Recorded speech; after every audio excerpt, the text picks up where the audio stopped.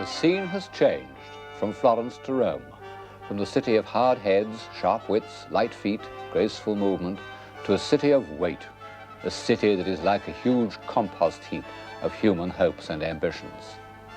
A wilderness of imperial splendor, despoiled of its ornament, almost indecipherable. Only one bronze emperor, Marcus Aurelius, who was above ground in the sunshine throughout the centuries.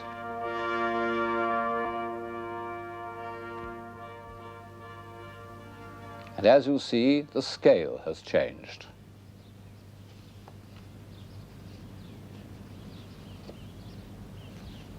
This is part of the courtyard of the Vatican, at the end of which the architect Bramante has built a sun trap known as the Belvedere, from which the Pope could enjoy a view of the ancient city.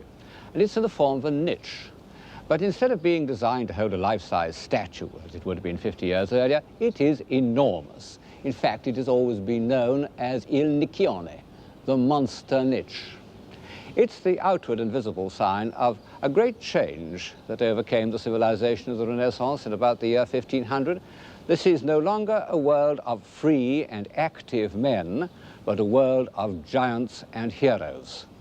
A world of giants. This bronze pine cone, and it really is a big pine cone, came from that earlier world of giants' antiquity. It was supposed to have been the point at which the chariots turned in their races round the hippodrome. And since in that hippodrome many Christian martyrs were put to death, it was here that the Christian church elected to make its headquarters.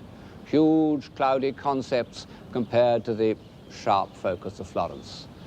But in Rome, they weren't so cloudy after all, because the huge buildings of antiquity were there.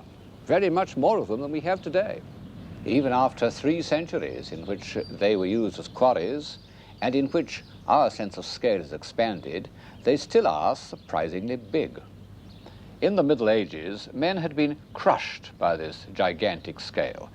They said that these buildings must have been the work of demons, or at best they treated them simply as natural phenomena, like mountains, and built their huts in them, as who should take advantage of a ravine or sheltering escarpment. Rome was a city of cowherds and stray goats, in which nothing was built except a few fortified towers from which the ancient families carried out their pointless and interminable feuds. Literally interminable, because they're still quarreling today. But by 1500, the Romans had come to realize that these mountainous ruins had been built by men. The lively, intelligent individuals who created the Renaissance, bursting with vitality and confidence, they weren't in a mood to be crushed by antiquity. They meant to absorb it, to equal it, to master it. They were going to produce their own race of giants and heroes. The scene has changed to Rome also for political reasons. After years of exile and adversity, the sovereign pontiff has returned to his seat of temporal power. Temporal power that meant so much to the popes of the 16th century, but of course are completely abandoned today. Now the Pope is solely a religious leader.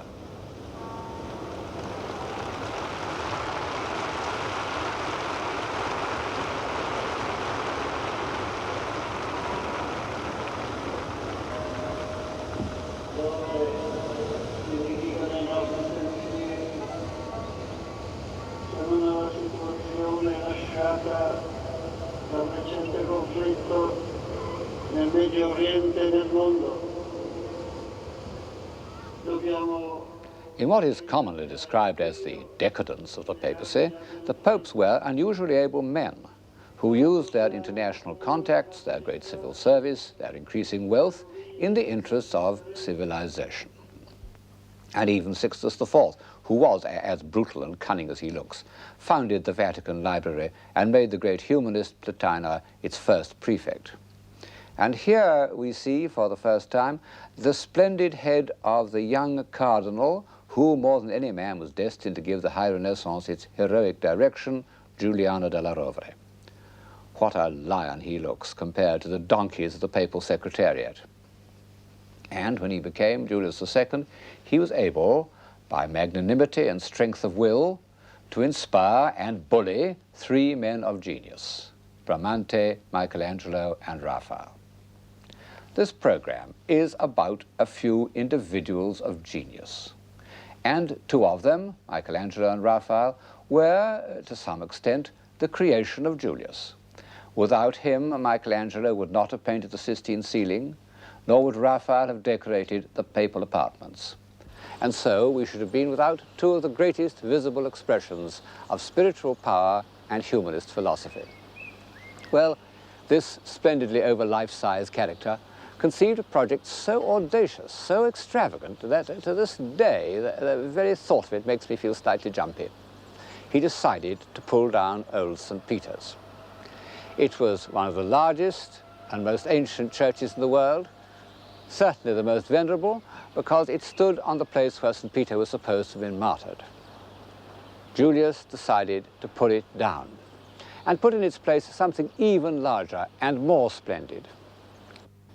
In his thoughts for the new building, he was influenced by two Renaissance ideals. It must be based on perfect forms, the square and the circle, and it must be on a scale that surpassed even the grandiose ruins of antiquity. And he called on Bramante to provide a plan. He didn't get very far with it. You know, great movements in the arts, like revolutions, don't last for more than about 15 years. After that, the flame dies down. People prefer a cozy glow. Julius II was Pope for only 10 years. St. Peter's wasn't completed till almost a century after his death. But the first step in this visible alliance between Christianity and antiquity was taken when Julius decided to pull down the old basilica and rebuild it in rivalry with the enormous remains of Roman architecture. In the 15th century, Greco-Roman sculpture had become a shining, almost inaccessible model to the more adventurous artists, and collectors had begun to compete for fine examples. The greatest prize in the papal collection was the Apollo of the Belvedere, an ideal of godlike beauty. But for some time, these discoveries didn't influence their mental picture of antiquity. As they read the ancient authors with passionate attention, they wrote to each other in Latin, but although their minds were full of antique literature, their imaginations remained entirely Gothic. When the average painter set out to depict a scene of ancient history or legend, as in this picture of the Rape of Helen, he did so in the costume of his own time, with dainty, fantastical movements which show not the slightest consciousness of the physical weight and the flowing rhythms of antiquity.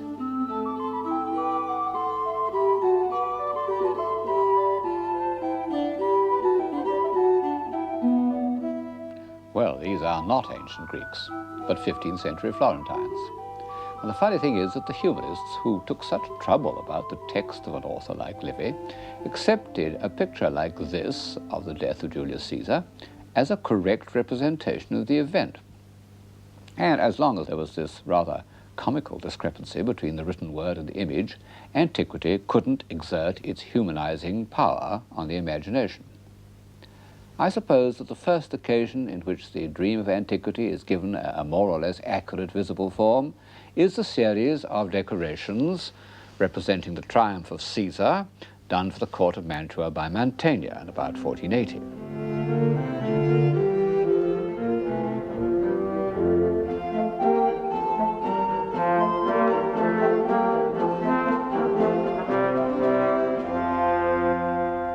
It's a piece of romantic archaeology.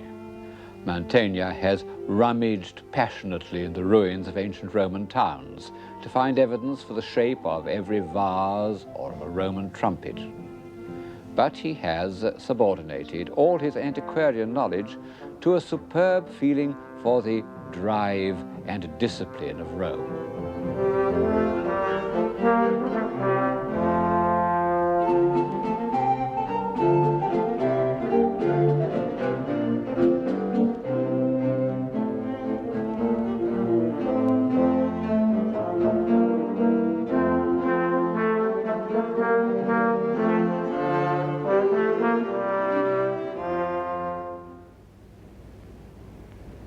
I said that the gigantic and the heroic spirit of the High Renaissance belongs to Rome, and it's true.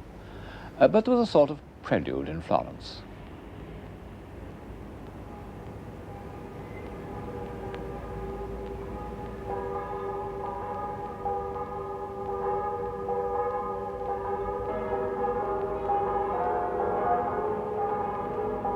The Medici, who had been the rulers of Florence for the last 60 years, had been kicked out in 1494, and the Florentines had established a republic.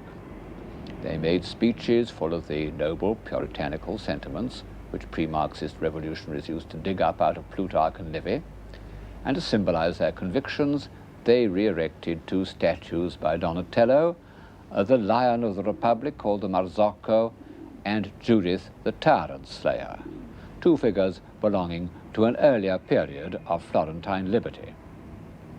And the city fathers also commissioned various works of art on heroico-patriotic themes, and one of them was a gigantic figure of David, the free, pure-hearted youth who had killed the giant of corruption.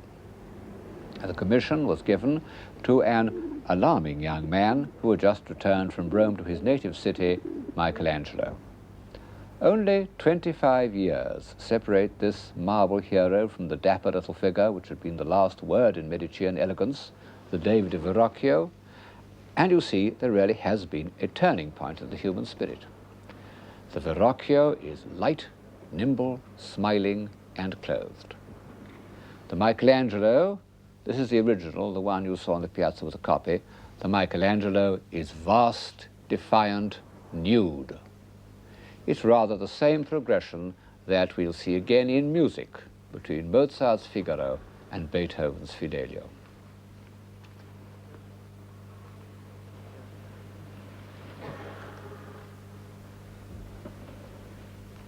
What a man. Everyone who met Michelangelo recognized that he had an unequaled power of mind and skill of hand. Even as a boy, his spiritual energy terrified people.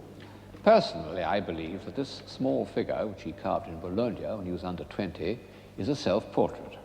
And it shows that he never changed, except that he grew sadder like the rest of us. It has the indignant singleness of purpose that alarms ordinary, accommodating citizens. And in a way, his art never changed. This relief of a battle is certainly one of his earliest works, and already one sees the same expressive poses that reappear on the Sistine ceiling, even in the Last Judgment. It's inspired by a Greco-Roman relief. Antique art was always to Michelangelo a kind of quarry from which he dug out his ideas of form.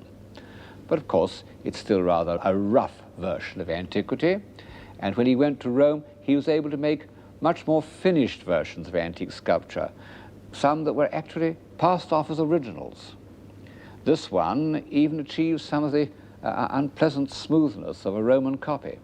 But when he returned to Florence, he was able to charge this worn-out style with his own vigor and potency. Seen by itself, the David's body might be some unusually taut and vivid work of antiquity.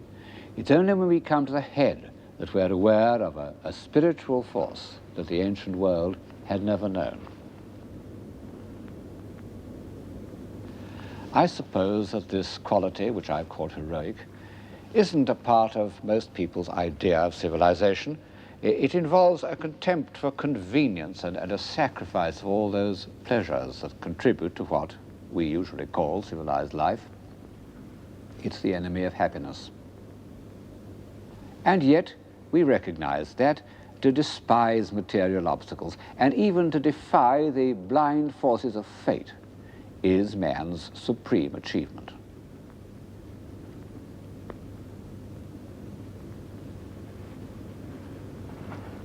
And after all, we see that he's expressed this by the body no less than by the head, by this living cage of ribs, by those tense architectural muscles of the pelvis.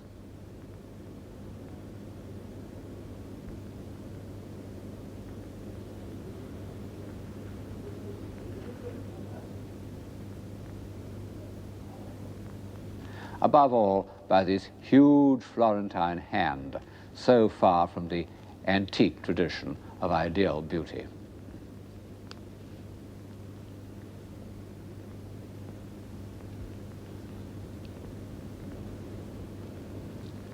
And since, in the end, civilization depends on man extending his powers of mind and spirit to the utmost, we must reckon the appearance of Michelangelo's David as one of the great events in the history of Western man. And this brings us back to Rome and to the terrible Pope. In fact, I'm sitting in the Papal Garden in the Vatican. Julius II wasn't only ambitious for the Catholic Church, he was ambitious for Julius II. And in his new temple, he planned to erect the most grandiose tomb of any ruler since the time of Hadrian. It was a staggering example of superbia, what we call megalomania. And Michelangelo at that time wasn't without the same characteristic. I needn't go into the question of why the tomb was never built. There was a quarrel. Heroes don't easily tolerate the company of other heroes. Nor does it matter to us what the tomb was going to look like. All that matters is that some of the figures made for it survive, and they are something new to the European spirit, something that neither antiquity nor the great civilizations of India and China had ever dreamt of. As a matter of fact, the two most finished of them were derived from antiques. But Michelangelo has given them a complex inner life that was almost unknown in antiquity. And he has made them convey their emotional conflicts by the action of their bodies. They're conceived as captives, bound captives. One of them struggling to be free from what? From mortality, from the weight of his muscle-bound body, derived, as we know, from a Roman figure of a boxer, and the other sensuously resigned, half in love with easeful death. Michelangelo had in mind a Greek figure of the dying son of Niobe. These two are carved in the round, but the others, assuming they were part of the same set, are unfinished.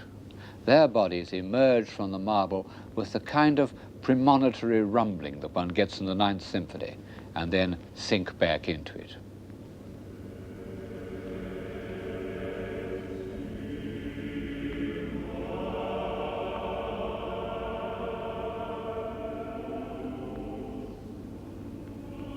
To some extent, the rough marble is like shadow in a Rembrandt, a means of concentrating on the parts that are felt most intensely.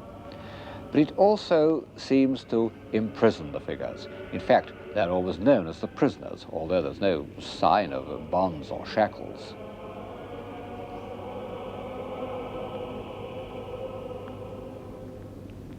As with the finished captives, one feels that they express Michelangelo's deepest preoccupation, the struggle of the soul to free itself from matter.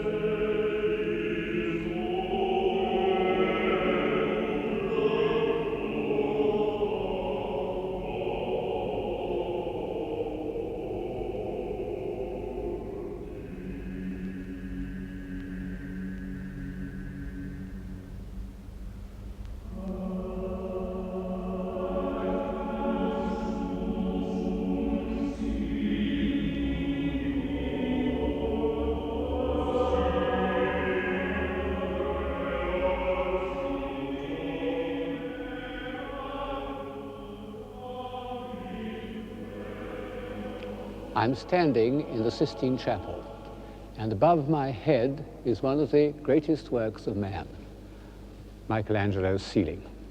People sometimes wonder why the Italian Renaissance didn't make more of a contribution to philosophy. The answer is that the most profound thought at the time wasn't expressed in language, but in painting, just as in the early 18th century it was expressed through music. And of this truism, the chief example is Michelangelo's ceiling. We owe it to Julius II. Ever since Michelangelo's earliest biography, the Pope has been blamed for diverting his energies from the tomb on which he'd set his heart and putting him to work on the painting of the Sistine ceiling. It was even said to be a plot devised by his enemies. Well, I think it was a stroke of inspiration. The original project of the tomb included almost 40 marble figures, over life size. How could Michelangelo ever have done it? It's true that he carved marble faster than any mason, but even with his heroic energy, the tomb would have taken him 20 years, during which time his mind was changing and developing. And the very fact that in the ceiling he decided to depict scenes, not simply to concentrate on single figures, allowed him a range of experience which would hardly have been possible in the more concentrated medium of sculpture. Look at this woman holding her child in front of her, and these piled up men looking across the flooded landscape. And this wretched woman lying there in misery, abandoned. All these show a human side of Michelangelo, which will scarcely appear again. The ceiling also allowed him to express his thoughts about the divine plan. But were they his thoughts? You know, in most philosophical paintings of the Renaissance, the ideas were suggested by poets and theologians. But in one of Michelangelo's letters, he says that the Pope had told him to paint what he liked. So I suppose that the subject of the ceiling was largely his own idea. And perhaps this is one of the reasons why it's so difficult to interpret. It's an extremely complex work. Viewed from the ground, there's an acute physical difficulty in concentrating long enough to relate the scenes and the individual figures to each other. Some scenes are clear, the contrast between the confident, sensual twist of Eve's body before the fall and the huddled, desperate animal after. As for the general scheme, I think at least one thing is certain. The Sistine ceiling passionately asserts the unity of man's body, mind, and spirit. You can admire the ceiling from the point of view of the body, as 19th century critics used to do, who looked first at the so-called athletes, or from the point of view of the mind, as one does when one looks at those great embodiments of intellectual energy, the prophets and sibyls. But when one looks at the sequence of stories from Genesis, I think one feels that Michelangelo was chiefly concerned with the spirit. As narrative, they begin with the creation and end with the drunkenness of Noah. But Michelangelo compels us to read them in reverse order, and indeed they were painted in the reverse order. Over our head as we enter the chapel is the figure of Noah, where the body has taken complete possession. At the other end, over the altar, is the Almighty dividing light from darkness, in which the body is being completely transformed into a symbol of the spirit, and even the head, with its too evident human associations, has become indistinct. In between these scenes comes the central episode, the creation of man. It's one of those rare works which are both supremely great and wholly accessible, even to those who don't normally respond to works of art. Its meaning is clear and impressive at first sight, and yet the longer one knows it, the deeper it strikes. Man, with a body of unprecedented splendor, is reclining on the ground in the pose of all those river gods and wine gods of the ancient world who belonged to the earth and did not aspire to leave it. He stretches out his hand so that it almost touches the hand of God, and an electric charge seems to pass between their fingers. Out of this glorious physical specimen, God has created a human soul. Behind the Almighty, in the crook of his arm, is the figure of Eve, already in the Creator's thoughts, and already one feels a potential source of trouble. It's possible, I think, to interpret the whole of the Sistine ceiling as a poem on the subject of creation, that godlike gift which so much occupied the thoughts of Renaissance man. After God has brought Adam to life, come those scenes of the Almighty in the act of creation, which form a sort of crescendo. The movement accelerates from one scene to the next. First of all, God dividing the waters from the earth, and the Spirit of God moved upon the face of the waters. I don't know why these words give one such a feeling of peace, but they do. And Michelangelo has conveyed it by a tranquil movement, a gesture of benediction. Then in the next scene, the creation of the sun and moon, he doesn't bless or evoke, but commands, as if dealing with these fiery elements required all his authority and speed. And to the left, he switches off the scene to create the planets.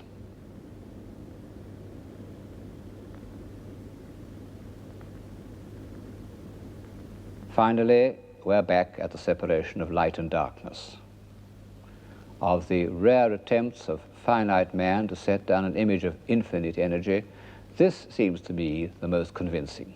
One might even say the most realistic, because photographs of the formation of stellar nuclei show very much the same swirling movement.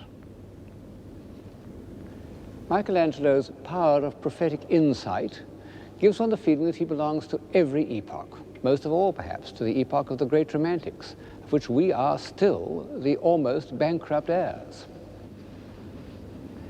It's the quality that distinguishes him most sharply from his brilliant rival, the second hero of this program, Raphael. Raphael was above all a man of his age.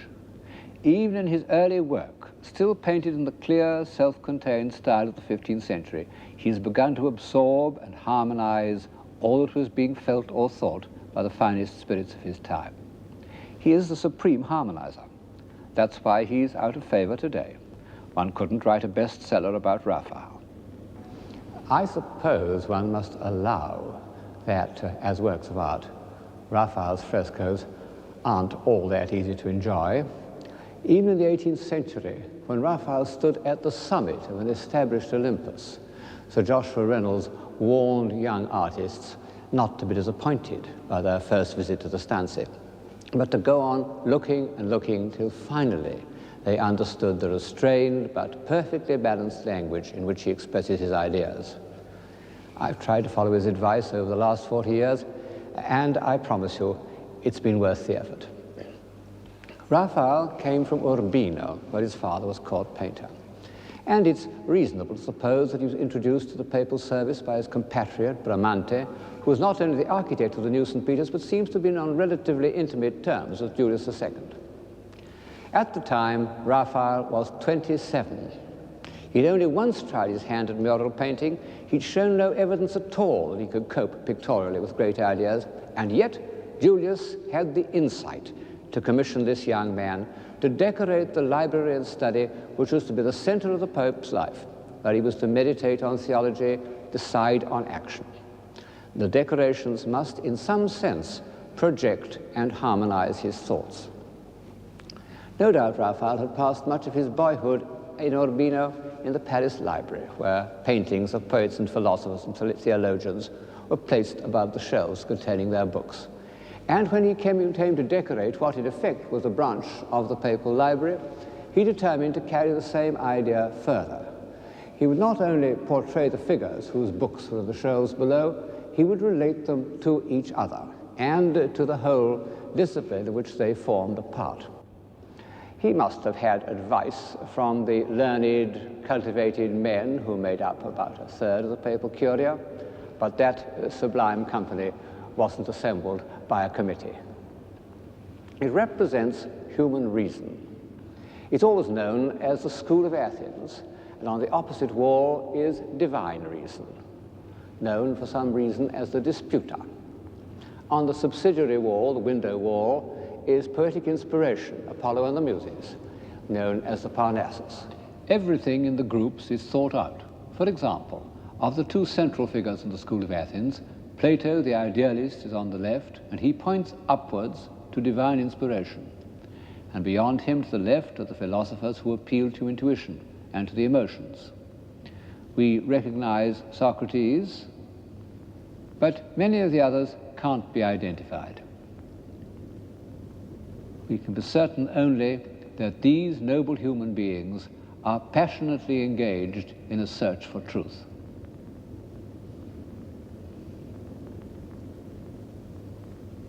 To the right is Aristotle, the man of good sense, holding out a moderating hand, and beside him are the representatives of rational activities, logic, grammar, and geometry.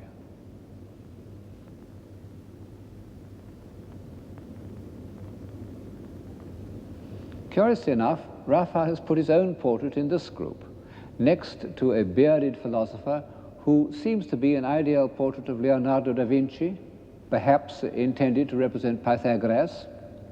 And below them is a group of beautiful young men looking over the shoulder of a bald-headed geometer, Euclid, I suppose.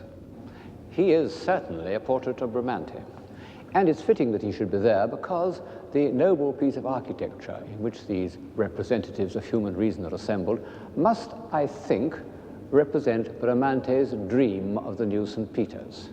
Raphael himself was later to become an architect, and a very fine architect.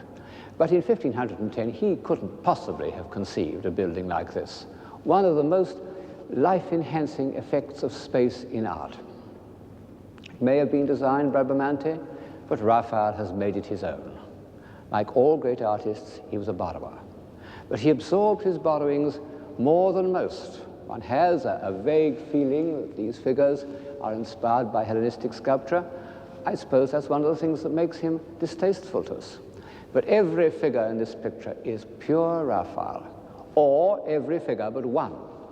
This morose philosopher does not occur in the drawing, the full-size drawing for the fresco, which by a miracle has survived. We can see where he comes from, the Sistine ceiling. Michelangelo wouldn't let anyone in there while he was at work, but Bramante had the key. And one day, when Michelangelo was away, he took Raphael in with him. Who cares? The great artist takes what he needs.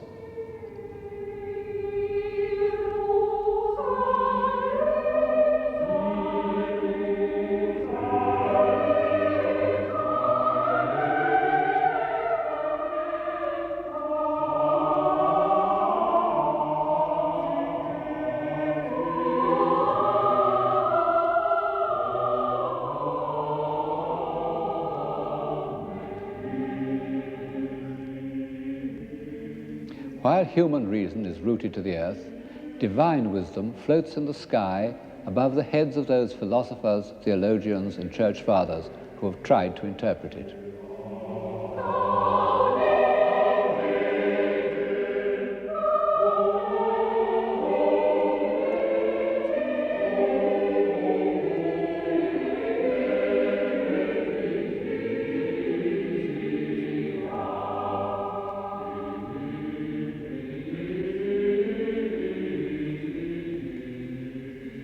For all these figures, Raphael made studies which are models of the academic style of drawing. He even made nude studies of whole groups to get the underlying structure solid and real enough. How Michelangelesque that left-hand figure is. Then other studies of the flow of drapery. But when he came to the final design, all these ideas are enriched and developed. The seekers after revealed truth are arranged with the same regard for their relations with each other and with the philosophic scheme of the whole room that exists in the school of Athens, insofar as civilization consists in grasping imaginatively all that's best the thought of a time. These walls represent a summit of civilization.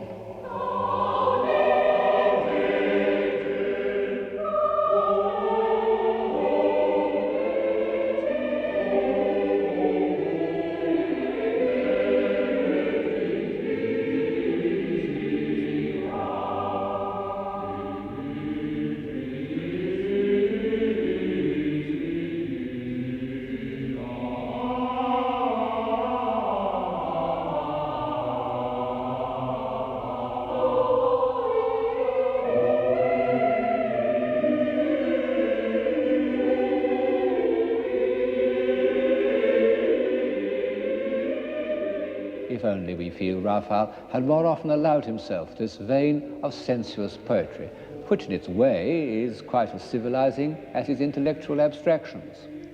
Michelangelo took no interest in the opposite sex. Leonardo thought of women solely as reproductive mechanisms, but Raphael loved the girls as much as any Venetian. Soon after this portrait was painted, Julius II died, and his successor, Leo X, doesn't look at all like a hero.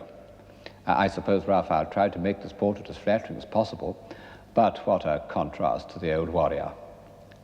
Raphael remained on in the papal service and was asked to do everything from the rebuilding of St. Peter's to the decoration of a very pagan bathroom for Cardinal Bibbiena. Of course, he couldn't do it all himself. For such a project as the Loggia of the Vatican, one must imagine him making dozens of slight sketches, handing them out right and left to his brilliant young pupils, really young. Giulio Romano was only 16. Someone said of Courbet that he produced pictures as an apple tree produces apples. The same is true of Raphael, except that his apples were fruits of the imagination and sometimes achieved such grace and finality that they stamped themselves with the European mind for 300 years. However, one of the commissions of this period had a more questionable influence. This was a series of designs for the tapestries which were to be hung in the Sistine chapel. With the thought of Michelangelo's ceiling above them, Raphael took a lot of trouble about them, and of course they are masterpieces. Masterpieces of composition in the tradition of the early Florentines, masterpieces of elevated imagination. But their very nobility was dangerous. They are concerned with the lives of the apostles, Peter and Paul. Well, St. Peter was a poor fisherman. Raphael has made him and all his companions uniformly handsome and noble. Where can one find more impressive human types than in the group of apostles who listened to Christ's charge, "Feed my sheep"?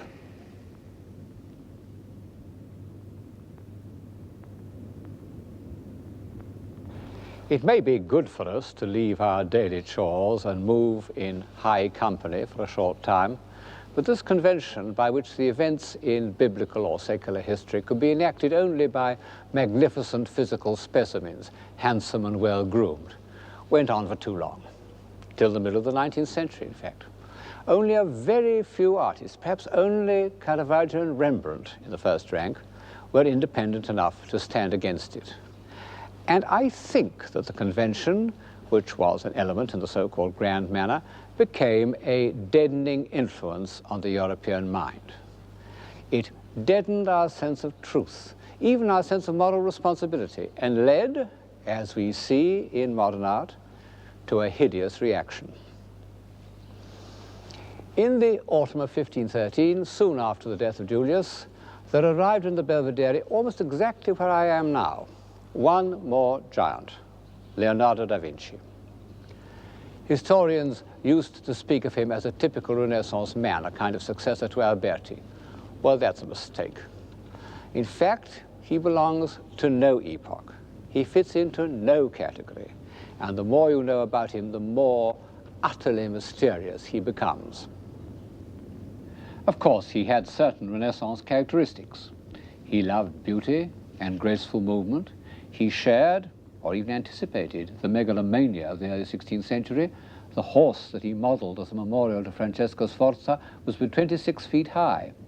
He made schemes for diverting the River Arno that even modern technology couldn't accomplish. And then, of course, he had, to a supreme degree, the gift of his time for recording and condensing whatever took his eye. But all these gifts were dominated by one ruling passion, which was not a Renaissance characteristic: curiosity.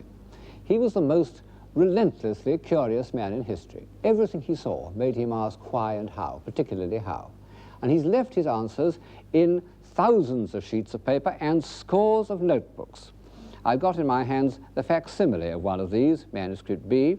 It deals with practical problems, mill wheels, toothed wheels, ratchets. Architecture, a tower for the ducal palace in Milan, the Castello Sforzesco. A church in the style of his friend Bramante. Leonardo was obsessed with the idea of putting a round dome onto a square base. And a stable for the Duke of Milan's famous horses. Very grand stable, the hayloft above, the feeding bars on either side, and a drainage system down the middle.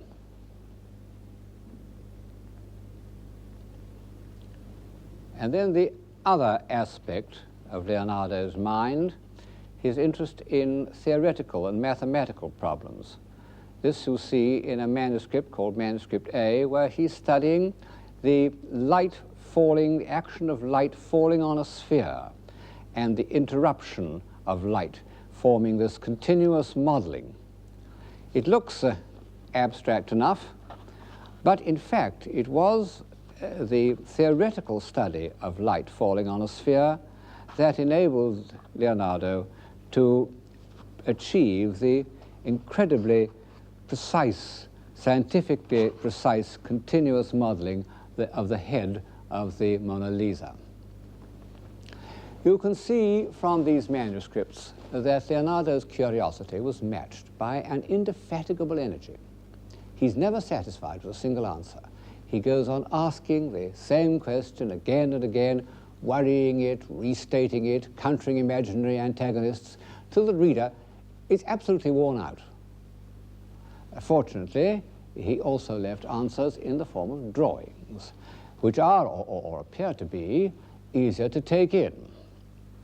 One can enjoy them for the way in which his eye grasps each form and his hands set it down with a unifying rhythm. But one mustn't forget that they are all, or nearly all, answers to questions. How does one stream of water deflect another? What is the cause of whirlpools? How are rocks formed? What is the reason for stratification? How do storm clouds build up? How do trees mass together? How does a twig support its load of acorns? How do blackberries mass on a branch?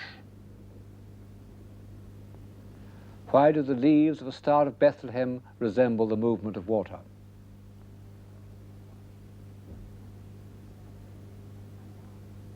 What is the structure of a bird's wing? How does a bird fly? Of all these questions, the ones he asks most insistently concern man. Not the man of Alberti's invocation with wit, reason, and memory like an immortal god, but man as a mechanism. How does he digest?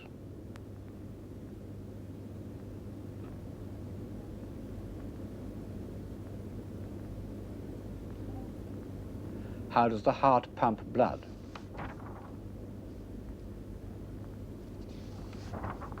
How does a child live in the womb?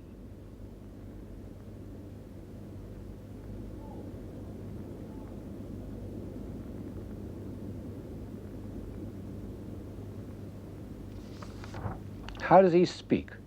Is it by using his throat muscles or his tongue? And finally, why does he die of old age?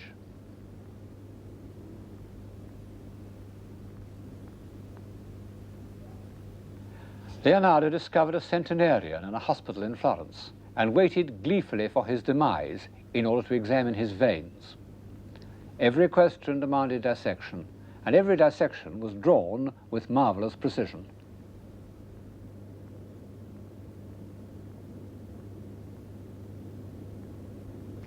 And at the end, what does he find? That man, although remarkable as a mechanism, is not at all like an immortal god. He's not only cruel and superstitious, but feeble. If Michelangelo's defiance of fate was heroic, there is something almost more magnificent in the way that Leonardo, that great hero of the intellect, confronts the inexplicable, ungovernable forces of nature. And it was in Rome, in the very year that Raphael was celebrating the godlike human intellect, that Leonardo used his scientific knowledge of the movement of water to express his feelings of human insignificance. The painstaking way in which he depicts these disasters shows a strange mixture of relish and tragic indignation. On the one hand, he is the patient observer of hydrodynamics. On the other hand, he is King Lear defying the deluge. Blow winds and crack your cheeks, rage blow, you cataracts and hurricanos, spout till you have drenched our steeples, drown the cocks. We are used to catastrophes. We see them every day on film and television. They contribute to our pessimism. But coming from a perfectly endowed man of the Renaissance, these extraordinary drawings of the world destroyed by flood are prophetic.